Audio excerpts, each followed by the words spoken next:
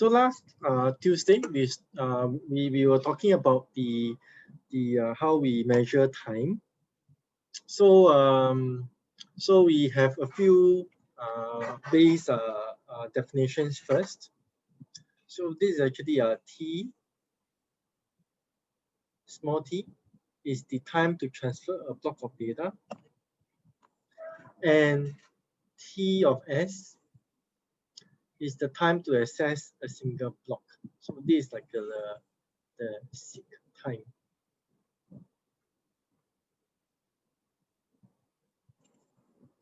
So if you transfer B blocks and do S accesses, so it'll be B times T base T plus S times T base S. So this is the understanding of the amount of resources it will take to transfer and to seek S number of times.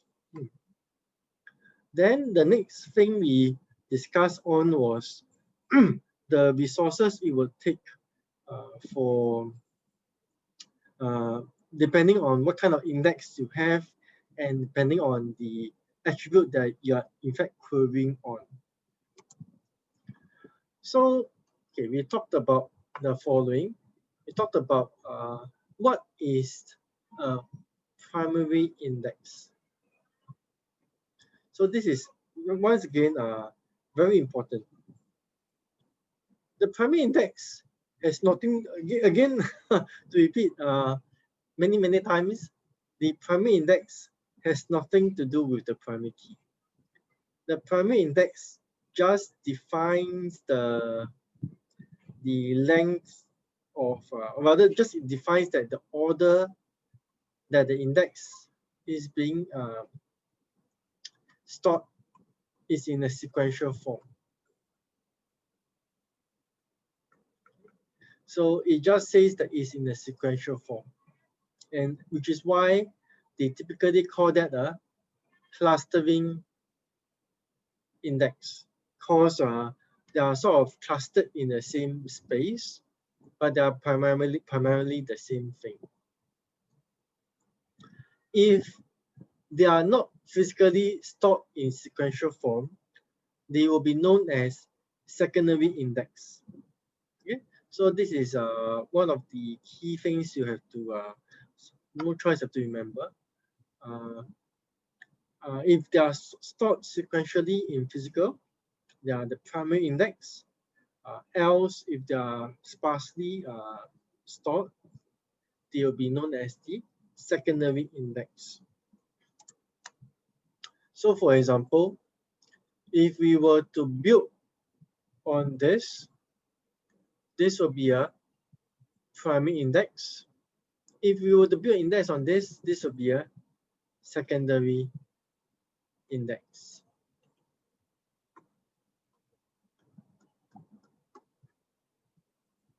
Okay, because these are stored in order and this is not in order. It just happens that this time around the primary index also happens to be the primary key. I think we look at this. If ID is a candidate key and we build the index on the department, is this index here, is it considered a primary or a secondary key? Primary or secondary index? This will be considered to be a primary index because it is stored in the same order and as in physical form. Okay, physically it is stored in the same order, so this will be a primary index. Conversely, if we were to build an index on ID, this will be a secondary index because they are not stored in order. Okay, so this is a bit of revision. Okay, so now let's assume that we need to do a selection operation like so. What is the resources that's required. So it would largely depend on the different types of different techniques that they are using in order to extract the data out. So the first technique that we have, for example, is linear search. Linear search. Linear search, whereby you scan and you test every block. So what this occurs is that you will first carry out the seek, and then you are going to do the scanning, the transfer. And when we do the transfer, we also search to see if it fulfills the condition or not. So as we shared earlier, TT is the time for the transfer. B, in this case, BR is the number of blocks. So this is the time it takes to transfer, plus T of S, time for it to do the seek. So this is the total time required for this operation if we carry out the linear search. Okay. So yeah, let me. Never mind. I find it very hard to close the thing now. Never mind. Okay, let's do another example. Okay, so this is the linear search. So we scan and test each block. Naturally, it'll be slower than most algorithms. So we'll go through what are the rest of the algorithms. So linear search has no index. We are looking at index. We are studying indexes for these 2 weeks. So what will happen if we have an index? So right now, we have a primary index. Okay, so it is going to be let's say this is a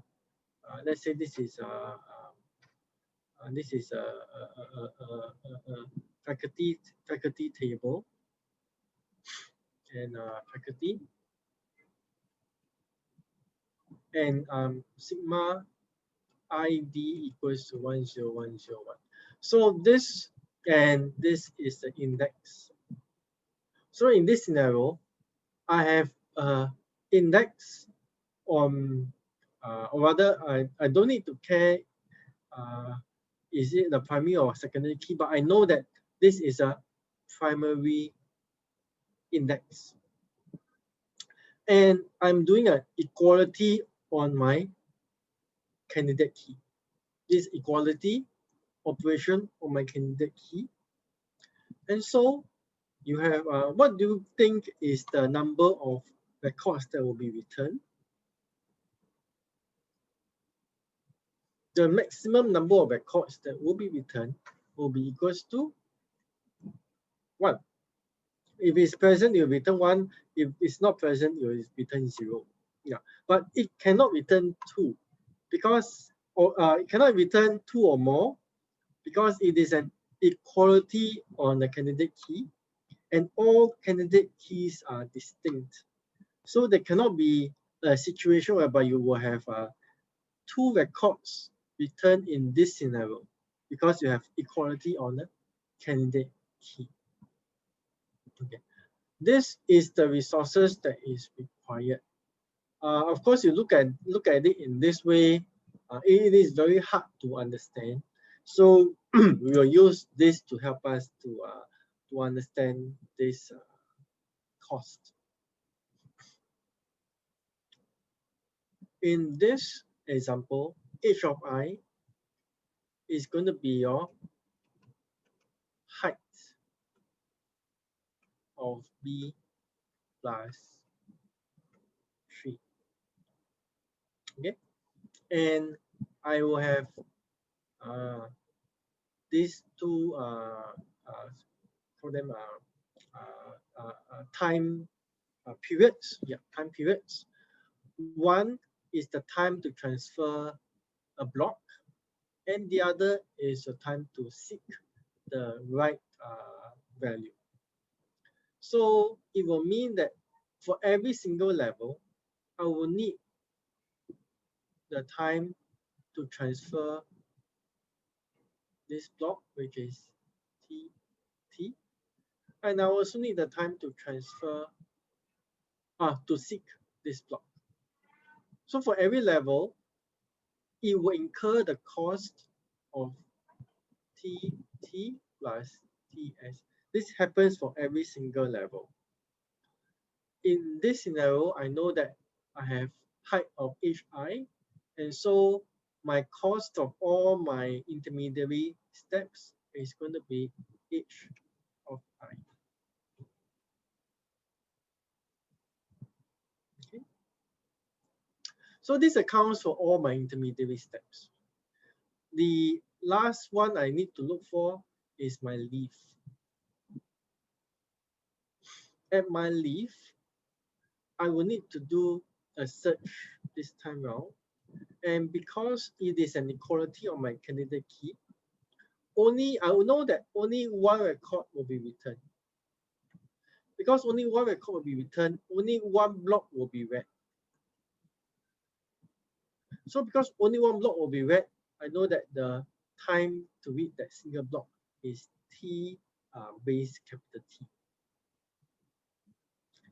The time to seek that record will only just be T of S.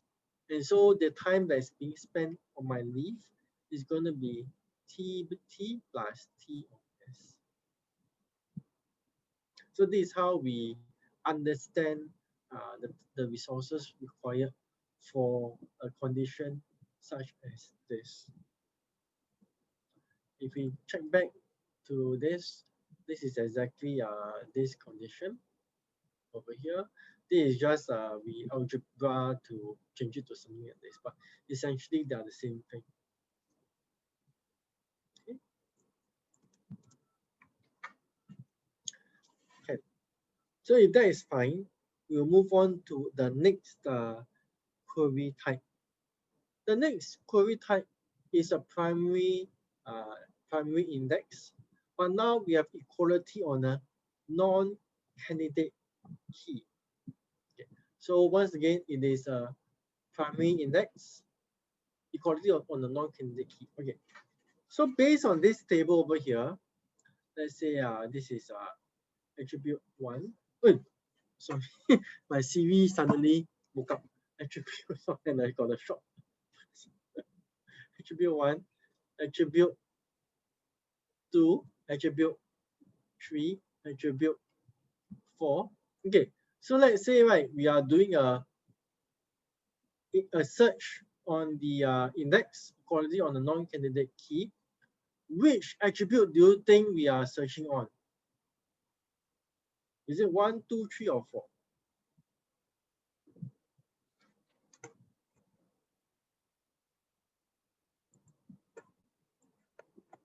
The answer will probably be number 3,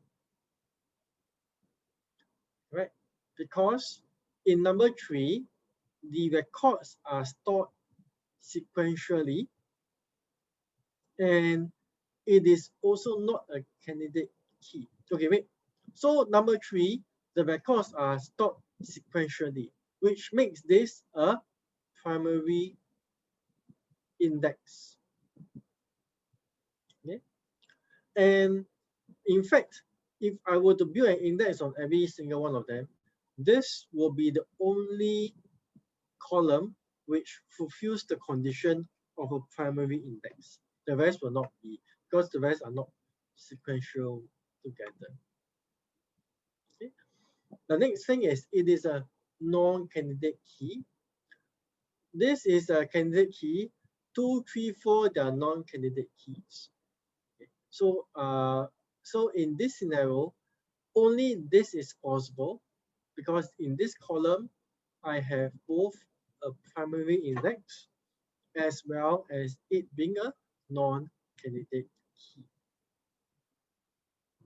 So an example of this is that I'm going to do a sigma of my faculty with a department equals to CS. So you will notice that it will be returning more than one record, which is the characteristic of a non-candidate key. So in the previous example, we saw that it must return either 1 or 0 records. In this example, there's no limit to the number of records it can return because it's a equality on a non-candidate key. Okay, the cost that is being incurred is also different. So we'll now look at how do we calculate this cost. Okay. We are going to notice one thing. For all our height traverses through the height of the B plus tree, the cost is always going to be the same. Okay. So I will not discuss too much on this because you are going to realize that the cost here is always going to be the same. So we will not, so it's always going to be the same.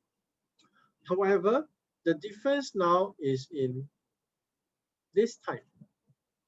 In this time, we will first incur, so let's say if this is an equality on computer science, what will occur is that it will first do a seek of the first item containing computer science. So TS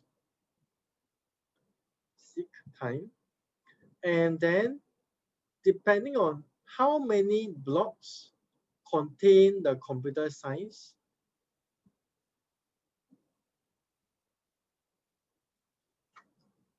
I will read out the number of blocks there.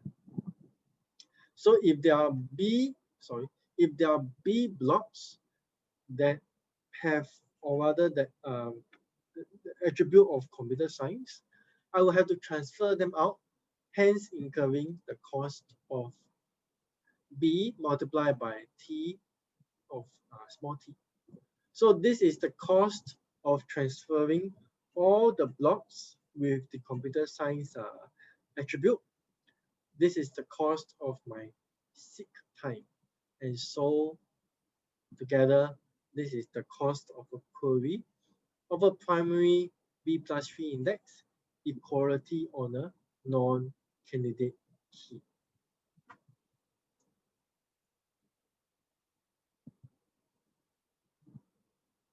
Okay, hope this is clear.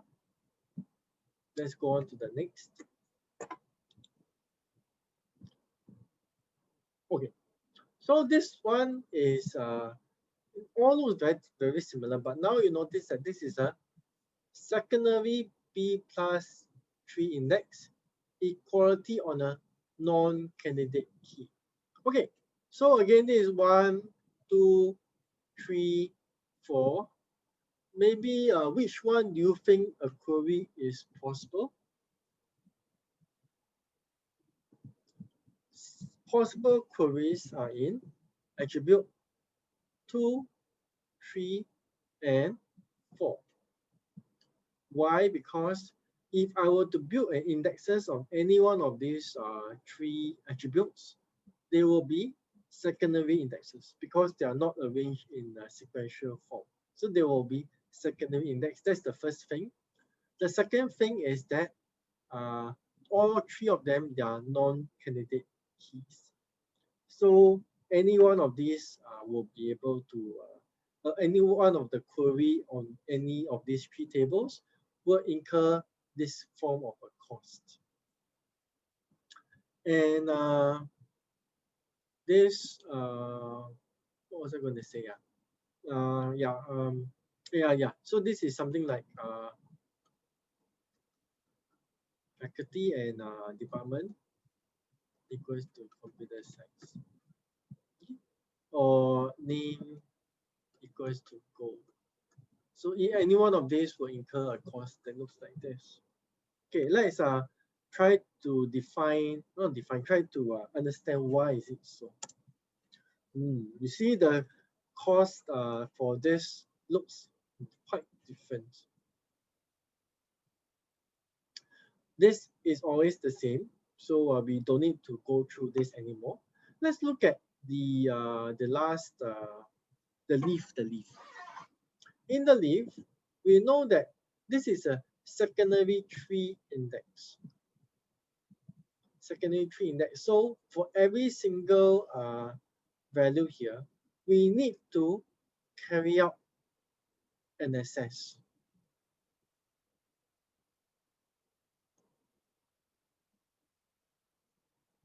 Over here.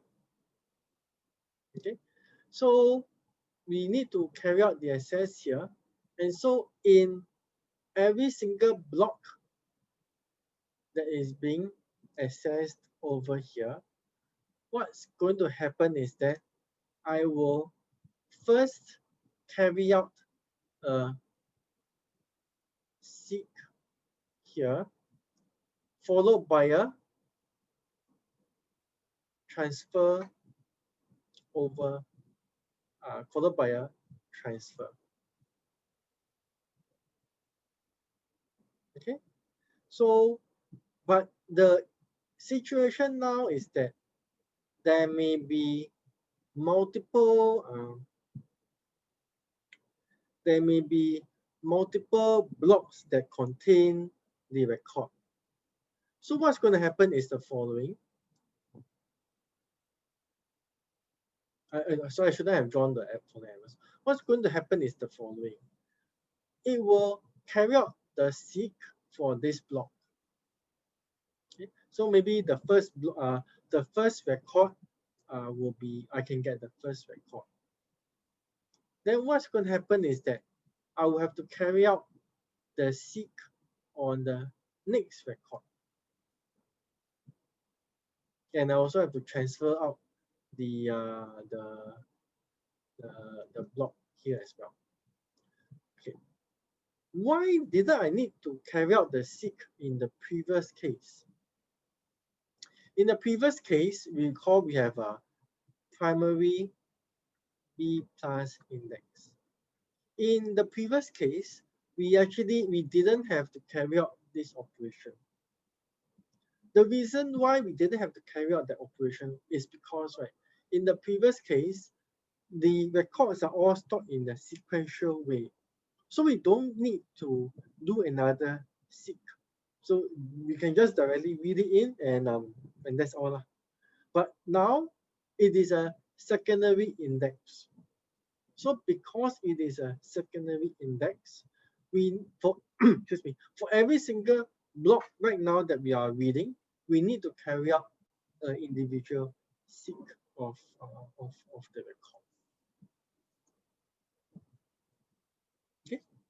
Okay, I hope that is clear. So let's say they are in this situation, if there are n number of blocks that need to be read, every single block will incur a seek time, or maybe I should say first the transfer time and then the seek time to find the record.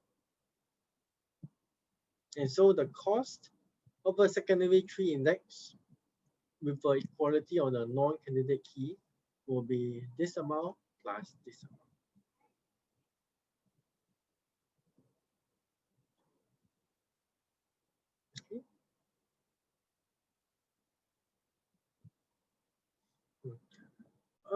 I have left out one, which is the secondary B plus tree index equality on candidate key. What do you think is the cost of this?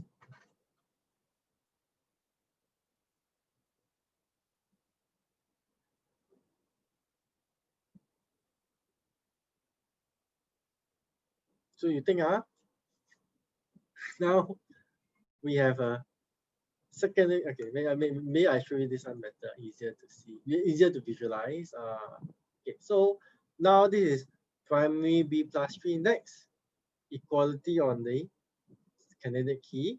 If I have a secondary B plus tree index, equality on candidate key. what do you think is going to be the cost?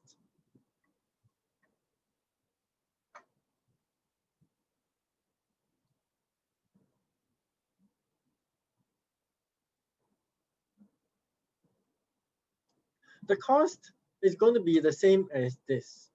Why? Because, okay, so this height is going to be the same. So it's fine, it's going to be the same. So what will happen is that I just need to look for that, let's say 65.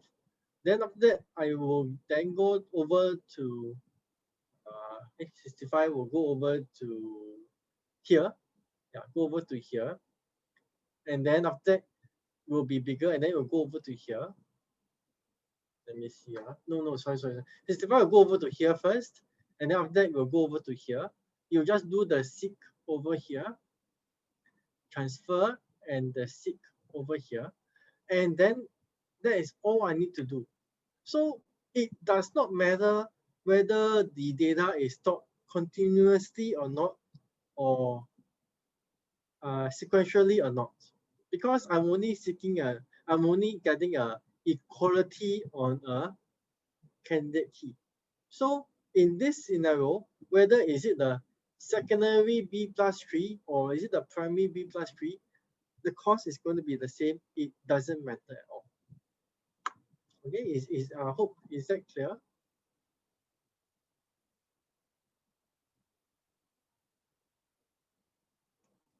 Is it very confusing? Does anybody need me to repeat? So these are the 4 scenarios that are there. Does anybody need me to repeat any one of them, or is all everybody quite clear? All the 3 stuff confusing. Okay. Yeah. Quite confusing. Yeah. Uh, mm. Is there anything I can do to help to make it less confusing?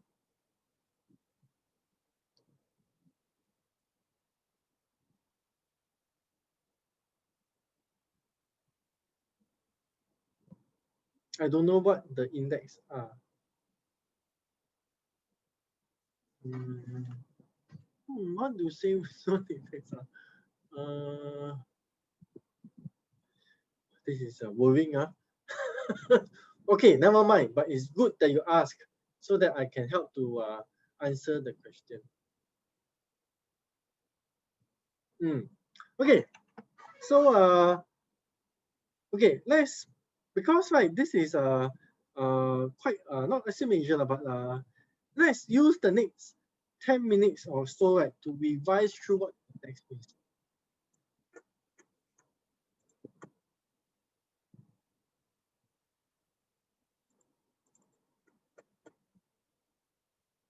This is 15 minutes.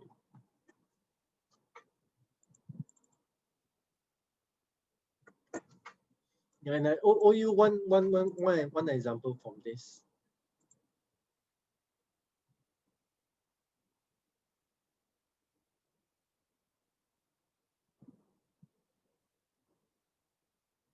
Where should I start now? Let me see here.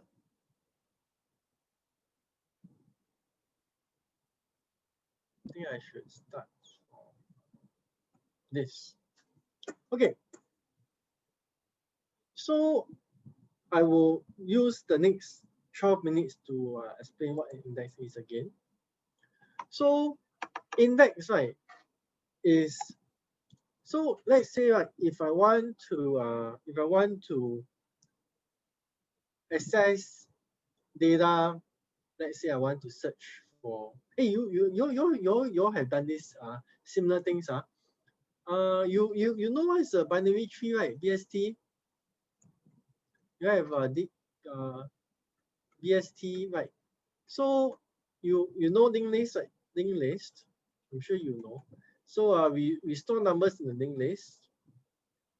So of course linked list the time to search is n. The time to insert is if you want to be ordered what's the time to insert? Actually log n. Time to insert can be log n. Time to insert can be log n. Yeah, the time to search can also be log n. If I do, okay, wait, no, I'm confusing myself. If it's a if it's a linked list, strictly a linked list, that I cannot, I need to go for pointer from pointer to pointer. The time is strictly O of n. Okay, this one I think we can all agree on. If it's a strictly linked list, it is always O of n. Okay, let's look at if I want to make my insertion and my search faster. One thing is I can store as a BST. So BST, you have three. Let's say I do a simple BST 5. Let's say 3, 1, 4. And this is 7, 6, and this is 10. Okay, so we all understand that in the BST, your insertion and your deletion actually gets a lot faster because the time to traverse this is log n. Correct. So an index, right, is very similar to this. So what the index has is that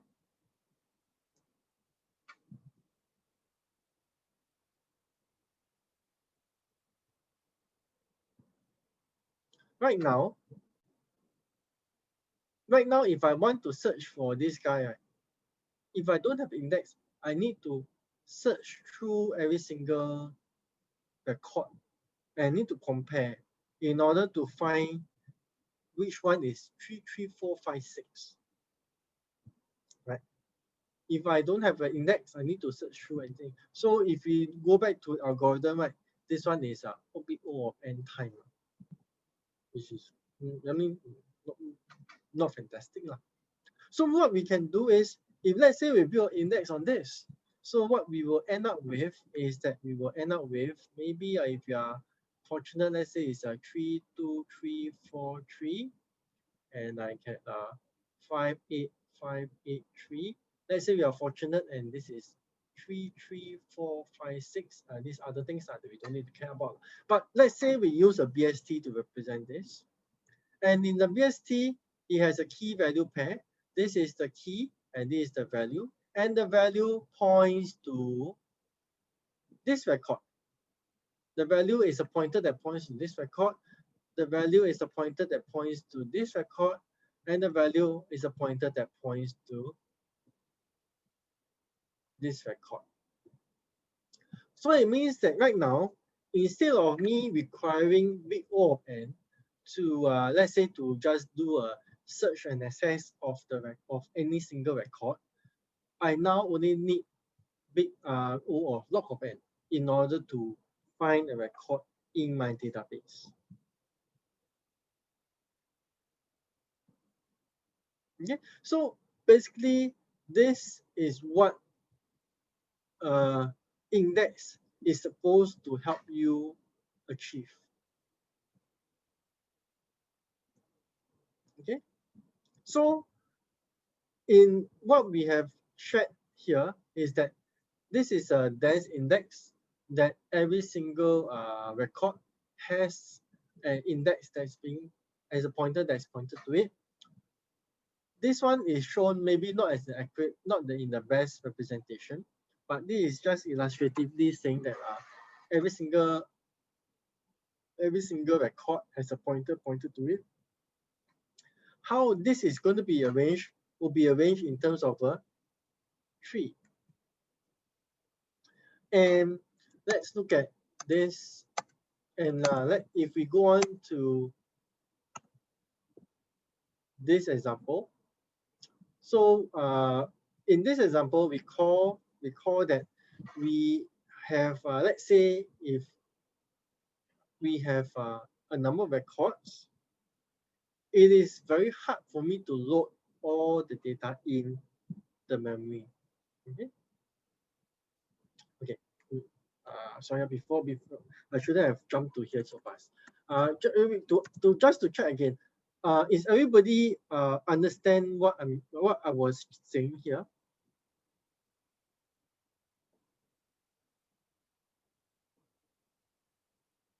Okay, very good. Everybody okay, right? Everybody okay, right? So I hope the concept of an index is much better now. And okay, let's go and look at this example. In this example, what we shared was that every single record is 64 bytes. So I have 2, 22, 8, 8, sorry, 8, 8, 16. So altogether, one record is 64 bytes. And if I have 88 records, altogether, I have 88 times 64 bytes. And in this example, we are saying that one block is 512 bytes. And so in total, this entire thing has 11 blocks in total. This entire database has 11 blocks. So this is so if I want to do any search there, I need to do a linear scan of all 11 blocks in the worst case scenario. So this is a big O or N scenario lah. So of course it's a very, very bad scenario to have. So what we are saying is that if we are able to use an index, which is like a pointer to my record, so it means that instead of me having 64 bytes for the entire thing, I would store a pointer of the SID and the pointer. This is 2 bytes. This is 2 bytes. I have 88 of them. So one pointer is 4. We can store the entire index. So this is my entire index in one block. So what this means is that if I were to do any query, I need to do a seek in this box to find the right pointer. I need to transfer this block into memory, and thereafter it will point me to the right block to go for. So then after I just need to load that block, and I need to seek that amount, that pointer in that block, and I'll be able to access the data there. Okay, so in this particular scenario, we are looking at a primary index querying on a primary key.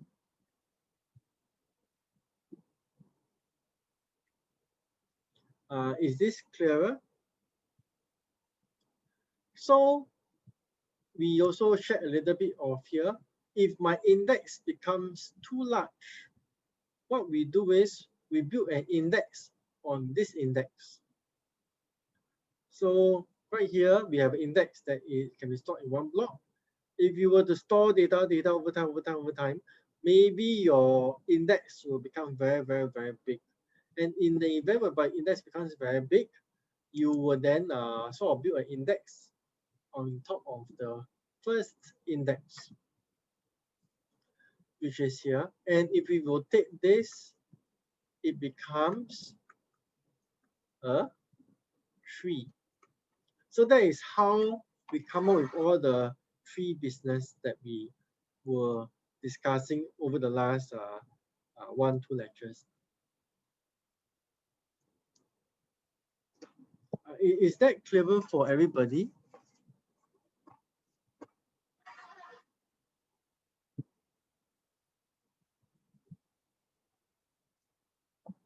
Anything that you want me to repeat again? Is there are there any parts that you think I should repeat again?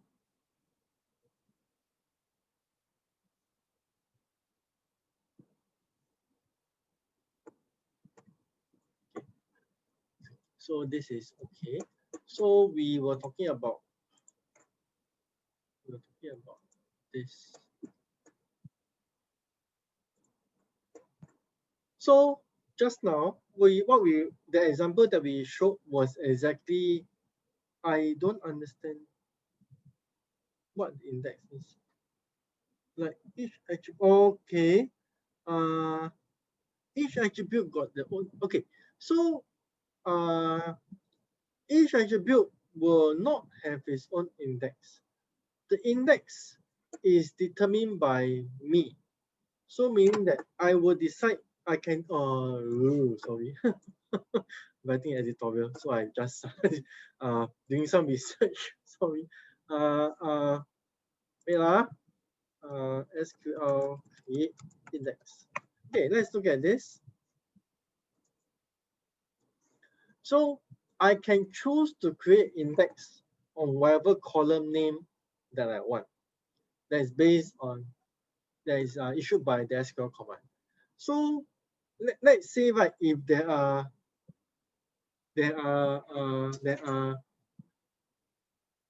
attributes that you find that your database keeps on accessing, right? What you do is you then issue this query to create an index on that attribute. So not necessarily, or not necessarily, or should I say not necessarily, by default, all attributes are not non-indexed. So by default, only primary key attributes are indexed. All the rest of the attributes got not indexed. Yeah, so same as what you're saying. By default, the index is equals to so-called the binary search tree that you're talking about. If there is a index on it, it will build in your example a binary search tree from the index. If there is no index, then there's no binary search tree. So by default, primary key will have an index on it. All the other attributes will not have the index, will not have the binary search tree. Only the primary key will have so-called the binary search tree. Or in our scenario, the B plus tree. Okay, and I can decide to assign indexes to attributes if I think that those attributes will be accessed very often. And so, yeah, so I can decide. And after it, if I were to do that, then the binary tree will be built from there.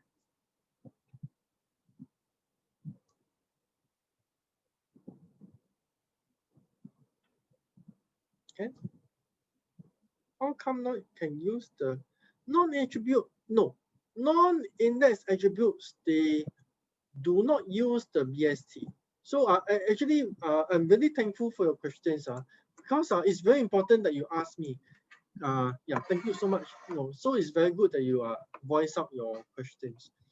So non-index attributes, they don't really use the BST. So what happens is that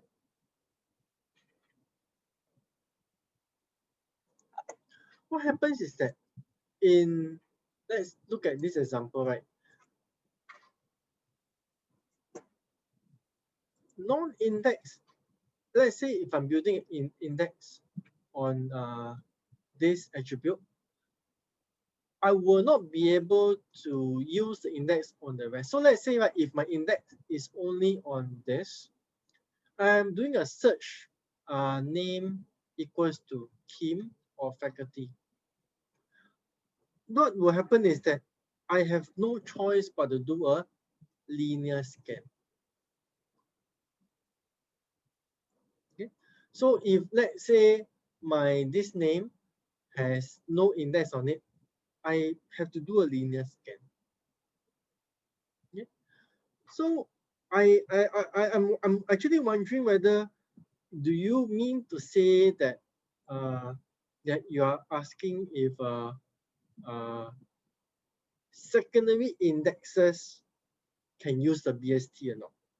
Yeah, so there's always this confusion that I find that people may think that this is like a not the primary key, or what. But let's say if I were to do an index on this, right, this will become a secondary index. And when I have a secondary index like that, I will be able to use a BST on the secondary index. Okay. Okay. The time is 9:16. I leave your before we go for the break. Is there anything that I can further clarify on this?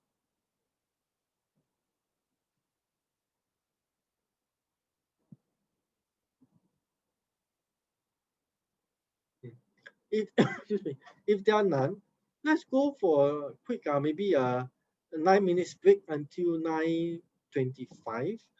In the meantime, just think of any other questions that you may have, and then after the break, then we'll reconvene and we'll continue our discussion. Thank you.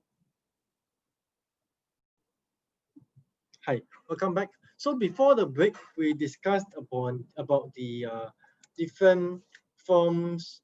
So there are about these different forms of primary B+3 indexes, and then secondary B+3 indexes, equality on candidate key, and also equality on non-candidate key.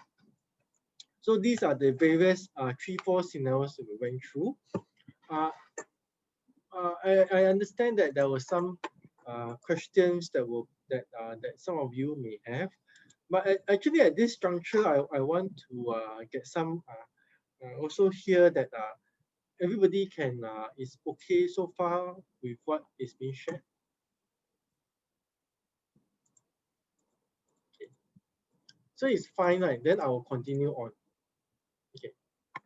Because the next one will be slightly more complex. Okay. So the next one is going to be a selection operation, but it is going to be how to say it is a comparison. So by comparison, we mean like this kind of comparison. Okay. So let's say that I want to find everybody whose ID is greater than 30,000.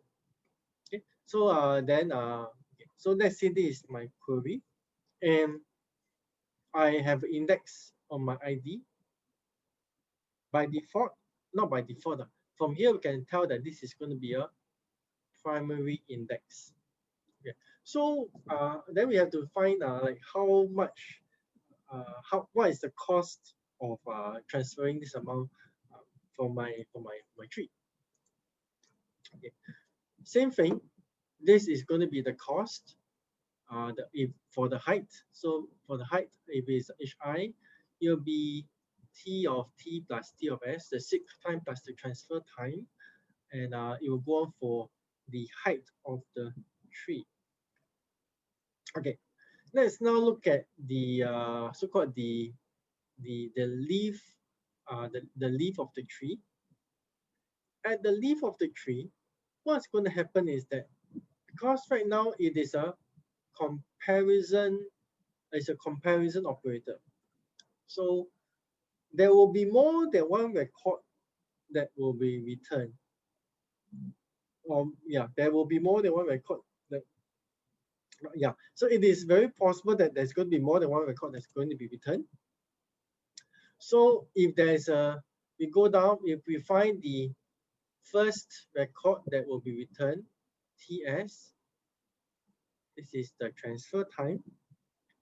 Let's say if it goes on for B, or rather, let's say there are B blocks of records that fit in the criteria, what's going to happen is that I will require a transfer time for each individual block. And so the transfer will be B times T of T. And I have my initial seek time of T of S. For every single block, I don't need to do another seek, and the reason is because it is a primary index. So I am how to say, I am guaranteed that all the records are placed continuously, sequentially, one after the other. Okay. Okay, let's go on. Okay. Let's look at this is the second scenario whereby earlier it is a primary index. In this scenario, it is a secondary index. Okay, this scenario is a secondary index. So for example, if let's say I have a salary, I want to do a comparison on the salary.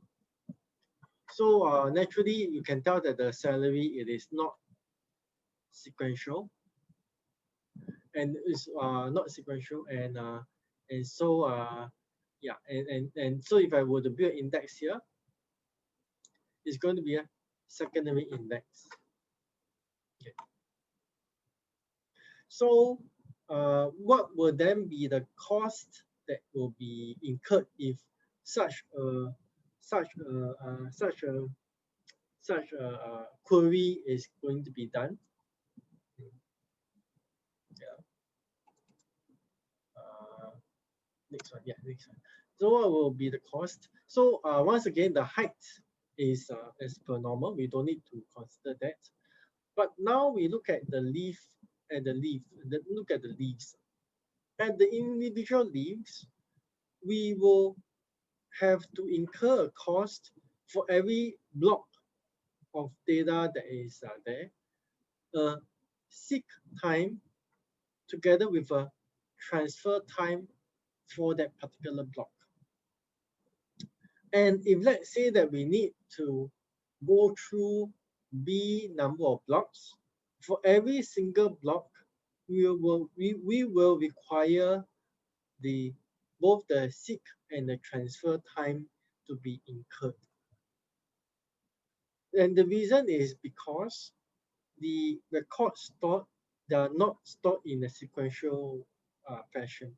And so every single record, every single block will require its own transfer time and its own seek time. Okay. So you also realize that I don't have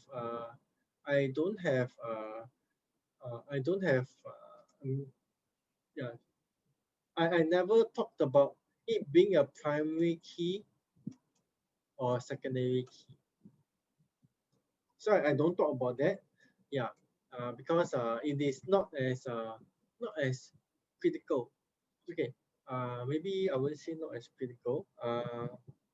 Can anybody tell me what will happen if it's a secondary, not secondary key, sorry, non-primary key? What happen if the attribute I find it is not the primary key?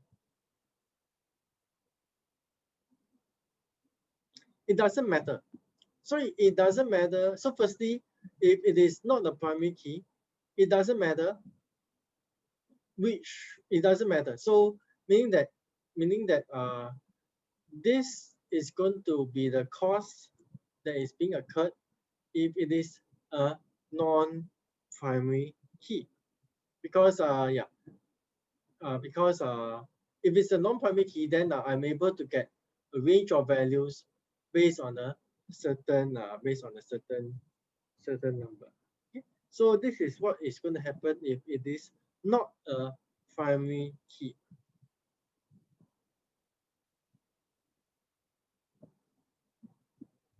Okay. So this is the first point. If it's not a primary key. So what's going to happen if it is a primary key? So if it is a primary key, it is also not going to occur, not going to matter as well. So if it is a primary key, the cost is still going to be the same. So if it's a primary key, I will still need to go at the go to this point, and then after that, I still need to do all the searches after the record, So in this scenario for comparison operators, regardless if it is a primary key or not a primary key, the cost is going to be the same. So which is why in this portion, I don't talk about it being a primary key or not. I only talk about it being a primary index or a secondary index.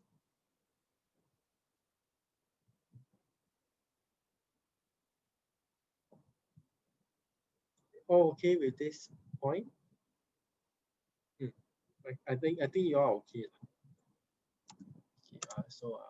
Okay, the next thing is the conjunctive selection operator. The conjunctive selection operator is this operator over here. Okay, so this is the conjunctive selection operator. So let us say that the selection is using a single index. So let's say that I'm now using a single index, and then the index is department name. So what is going to happen is that, let's say if this is department name here, department name, what do you call that? Department, sorry, department. So what's going to happen is that I will use the conditions approaches that we were doing before that to retrieve the records, and then I'll check all the other conditions within my memory. Okay, so in this scenario, is this a primary or a secondary index? This is a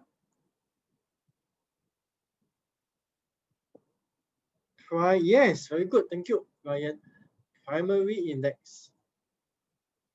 This is a primary index, and this is a non-candidate key, and it's an equality. So this is a equality on a non-candidate key. Primary index, equality on a non-candidate key. If you can understand this, actually this is just saying the height is always the same, which is Ts plus T of T. And this one, you will remember that, oh, the records are stored in a sequential fashion. Because it is sequential, I actually only need one seek to occur. And let's say if I have B blocks, every single block I need to transfer. So this will be the cost of a primary index, a non-candidate key, and equality operator. So actually, I also never really memorized, but if you can understand how that works, right, then you can easily sort of derive all these matrices out.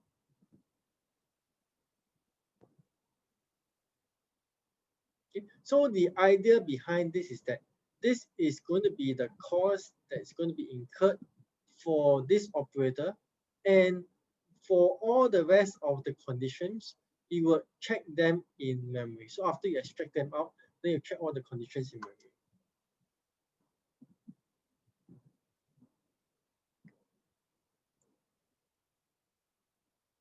Okay.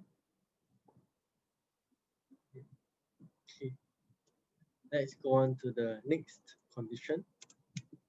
In the next condition, okay, this one is something that we have not really spoken of before, but this is talking about a composite index, meaning that the indexes are treated as a single main index.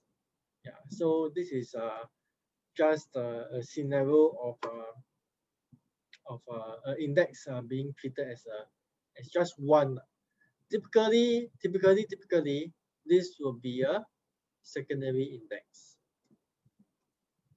because it's hard to, or maybe virtually impossible for this to be both, yeah, to be in order lah. So typically, composite indexes, they are secondary indexes, and this is also belongs to the condition of uh, what's the term that they use? So yeah, of comparison. Yeah, so it belongs to the term of comparison. So you will get a course that looks pretty similar to this, which is for every single value for in the tree, I will need, because it is a secondary index, my height is going to be this, and for every single block, I'm going to incur both the seek and my transfer cost.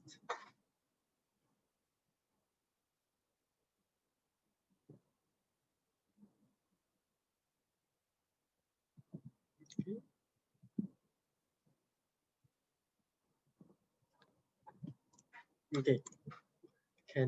Let's go on. This is similar, but now I have multiple indices.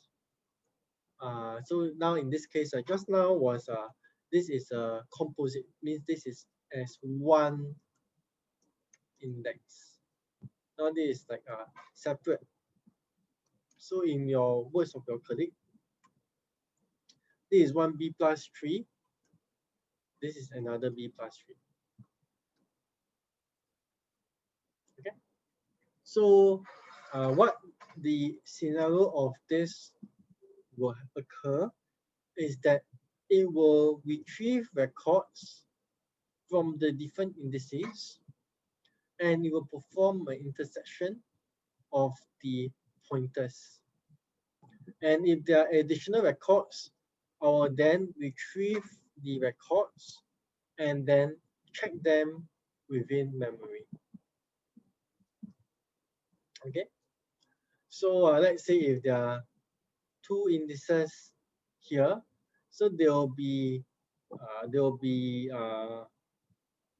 retrieved independently, and then thereafter we will then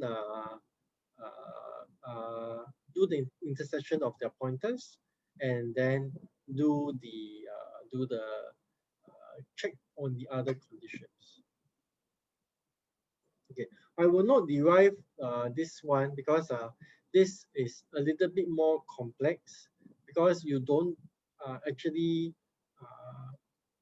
you have to take into account that there is a intersection of the pointers. So yeah, so I will not I will not go through this derivation of this. So how do you determine is the value? How do you determine if the value is lesser than or greater? Okay, good question. How do I determine is the value of greater than or lesser than in the composite indexes?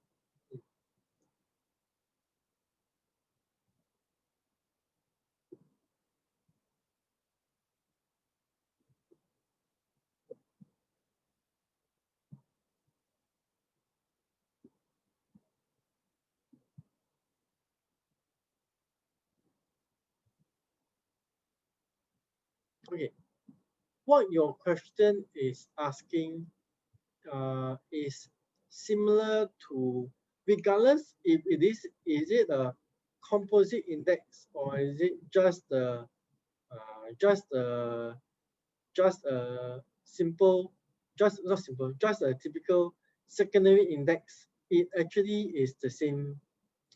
It's actually the same thing. So what will occur is the following.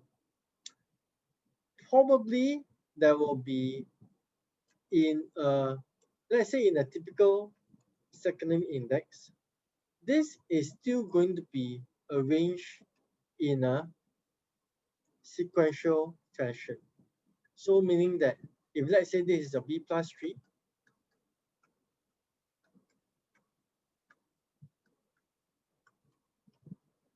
it will still be arranged in this way. It will still be arranged in a sequential fashion on the top, and so it is only at the tree, at the leaves level, then we will be able, then the it will, how to say, then it will point to different locations in the physical space. In your query that you are asking, it is also very similar to what we are doing over here.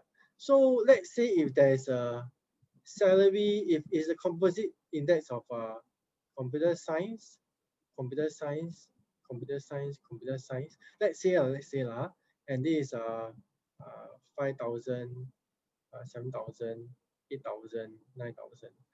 It will probably be stored in something that looks similar to the physics 5,000, 7,000. So it will probably be stored in something that is similar to this. So there's going to be an order within an order. Okay, so I got this feeling that right, it will store it.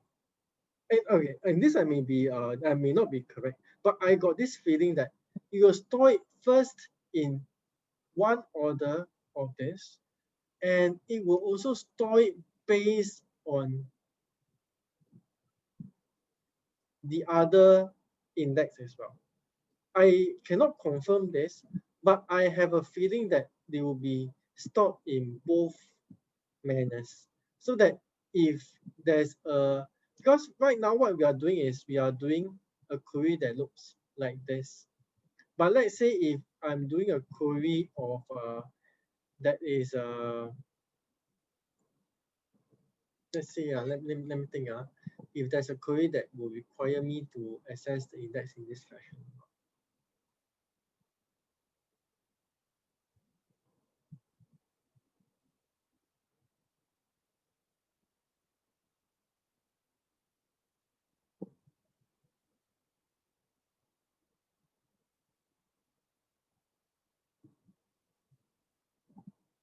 Yes, if there's a query that requires me to say if salary equals to 7,000 and department greater than computer science, then this B plus tree will not be able to work. Correct? Yes, correct. So I will then have to use this version of the B plus tree in order to calculate the to get the indexes. Okay, on this point, I am not 100% sure, but I got an intuition that this is what is being done. Else, there's no way I can be able to do a composite query on both cases.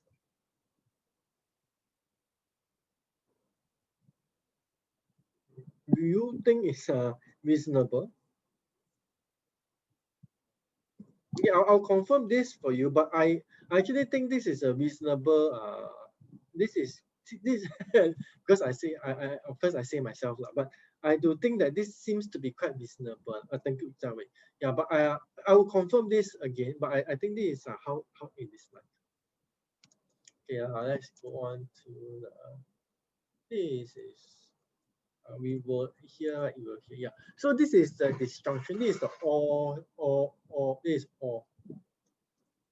Actually in all right, so we can only use indices if all the conditions have index. Else I will need to do a linear scan. Okay, so all conditions unless I have indexes for every single thing, I will have to do the linear scan because it's all. So even if let's say I get let's say if I have this salary, I will be able to get, let's say computer science. Let's say I name this pointer A, B, C, D, right? If I use this and I have indexes on department name and salary, I will have A, ACD return, pointers ACD return. And in my second one, I will have pointers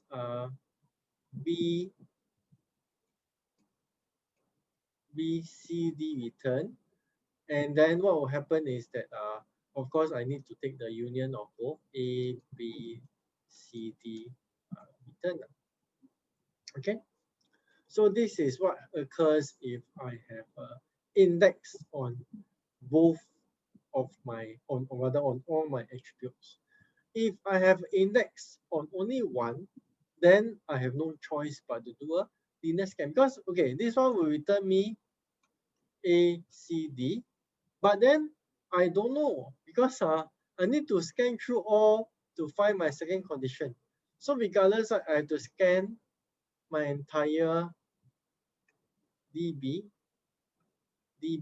in order to find out if my all condition is present there or not. Okay. Okay, let's okay, good. Okay. So right now we are going to do switch a little bit of gears to go into sorting. So I mean, sometimes you need to sort your output, correct? So so SQL queries may specify that the report the output be sorted, and sometimes you also want to sort them to optimize certain things now.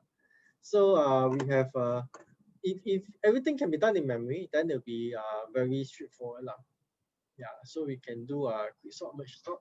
But if it doesn't fit into memory, then we have to do something else, which is called the external merge sort. Okay, we'll go through that now. Okay. Let's look at this example. So imagine if one tuple fits into one block, and the memory holds at most 3 blocks, and we want to sort them according to the ladder. Okay, actually the first thing we want to do, right, that we should be doing is we want to find out the number of runs. Okay, so yeah, so they call this runs. Somehow they call this number of runs in the merge sort. So the first thing that we want to do is we calculate the number of runs. Okay, there's a formula there. I will go through that later on, but I will show that later. But let me just do a quick count. 1, 2, 3, 4, 5, 6, 7, 8, 9, 10, 11, 12. Okay, so there are 12 records, and one memory can hold 3 blocks, and one block can only hold one tuple. So we usually do this, which is 4 runs. So later on, I will make this more formalize this thing. Okay, so there are 4 runs that we will be carrying out in this example. In my first, this entire thing is called one run. Okay, this entire thing is called one run. So in one of the runs, what will happen is that I know that my memory can hold 3 blocks. So these 3 blocks is going to go into that memory, and it will be sorted. Okay. So these 3 blocks will go here, which is why you see A, D, G. And then after that, I have these 3 blocks, which is B, C, and E. And then these 3, D, M, and R. And these 3, A, D, and P. Okay, so this is the how it carries out the run.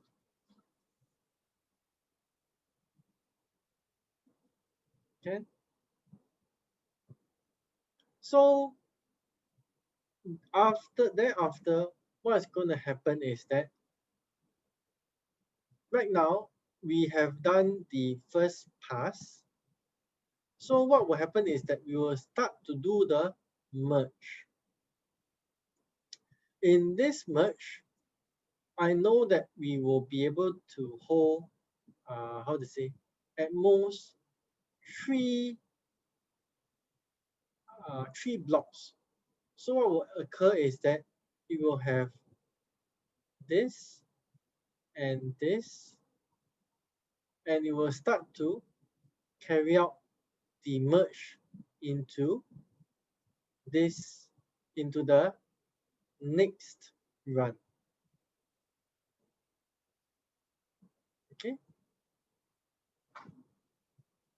so let's say it takes in this and this, you will know that the next, this is smaller than b, you will read right into this, then thereafter the pointer moves here, compares with this and this. Yeah, of course, oh, sorry. My pointer haven't moved yet. Okay, let's start like that first. The pointer is here, the pointer is here, pointer here, moves A, this A goes down, then compare between these two again. Yeah, of course, B goes here, and so on, it will continue.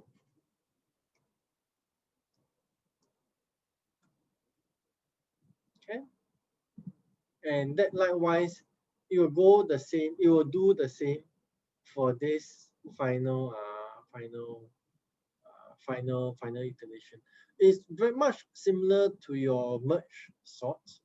The only thing is that in the external merge sort, we have to first create the number of runs. Okay. Any questions on this? Oh, okay. Okay, let's formalize this. Okay. So if let's say the memory holds m blocks, the first thing we want to do is we want to find out the number of sorted runs. Okay. The very first step is to find out, is to create your runs. We want to find out how many runs will we require.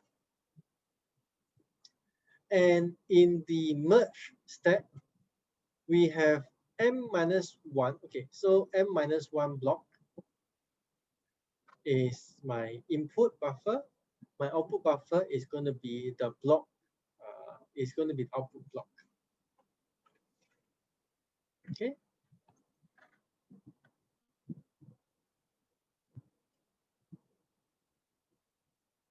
Can.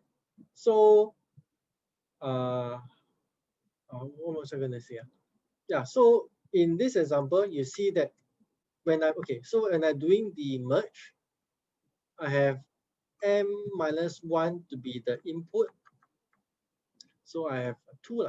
So this one is the input, this one is the input, and I'm continually doing the merging into the output, which is equals to this. And the number of runs decreases by a factor of m minus 1 in each merge, in each merge pass. Sorry. So you see here, at first I have 4 runs over here, and here I end up with only 2 runs. So in each merge pass, I decrease by m minus 1 number of runs, which is 2.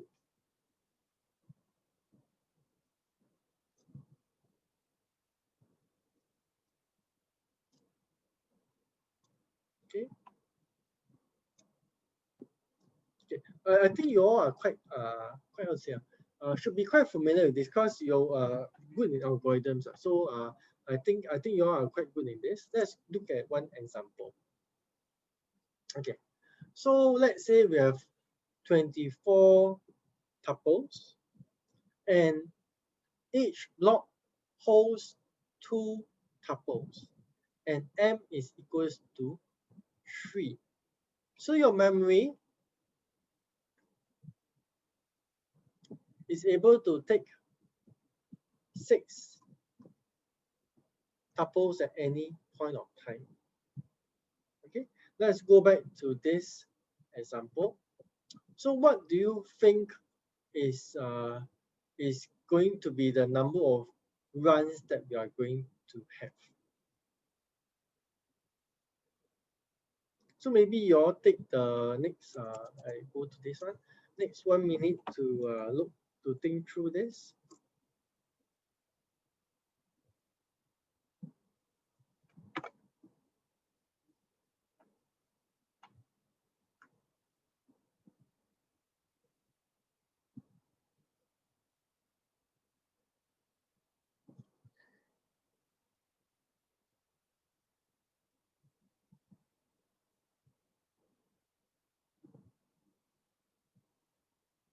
Formula is formula is actually quite behind.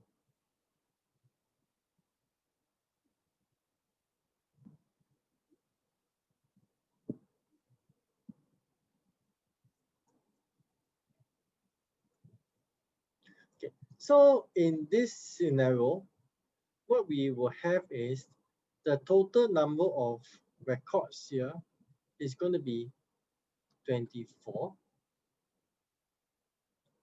And then what is going to happen is that we will have 1 to 6, 7 to 12, 13 to 18, and 19 to 24 in our so-called the first run. Or maybe I shouldn't call it first run, in our first pass, Okay, so we will then have 6 here, 6 here, 6 here, 6 here, because the memory is able to hold 6 records at any point of time.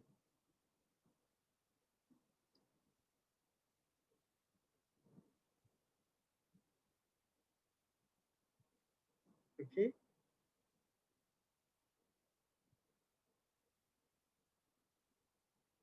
Then thereafter, what is going to happen is that it will carry out the merge in the next step over here, which will have 12 records each. And finally, the last step with 24 records.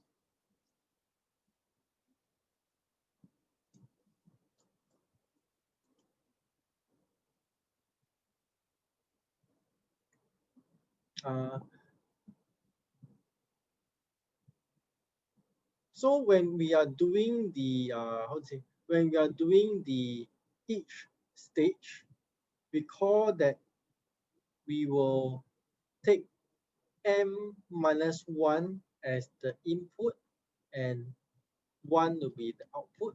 So initially, we will have 2 records here as so-called the input, and we will have 2 records or 1 block as the output, but it will be written back to disk. Okay with this?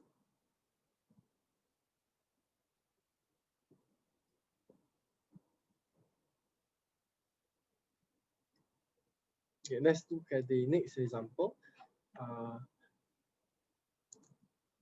Okay, maybe let's look at this formalization first. Okay.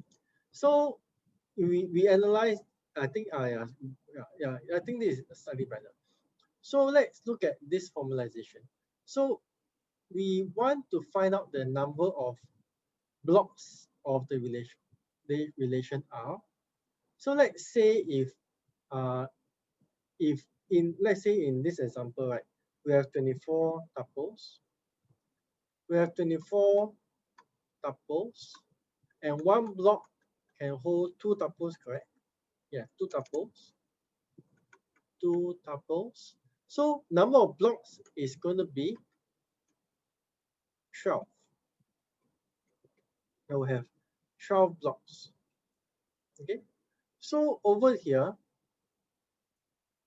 I have 12 divided by my m is equals to 3. So it will show that my initial number of runs is equals to 4.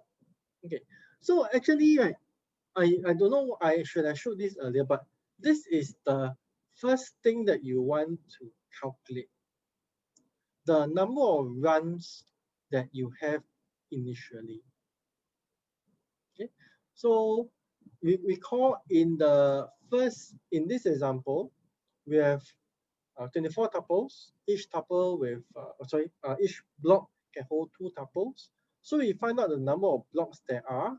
Number of blocks there are is equals to 12.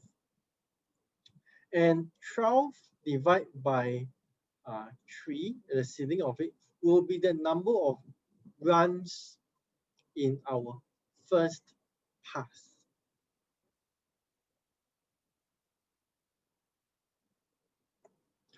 In this example, we have number of blocks equals to 12 because in this example, one block fits into one tuple. And so we have 12 blocks in this example. The number of runs is number of blocks divided by m. So it's 12 divided by 3, which is equals to 4. So then you have 4 runs over here. So this is actually the very first thing that you want to calculate. Yeah, because yeah, else you screw up the rest. Okay. The next thing that you want to calculate is the number of merge passes. So number of merge passes is the number of passes it goes through. So I think it goes through 2 merge passes here. So if we use the formula, this is going to be log, and in our scenario is log base 2 of 12 divided by 3, which is the ceiling, equals to log 2 power 2 equals to 2 log 2 equals to 2. So there are 2 merge passes.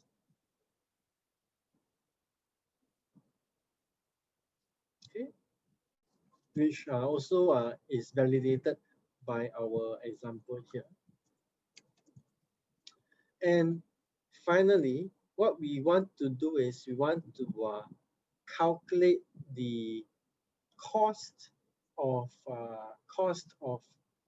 the entire external merge sort operation. So in the entire merge sort operation, the first thing you do is we want to create my runs. In the creation of the runs, you require the number of blocks.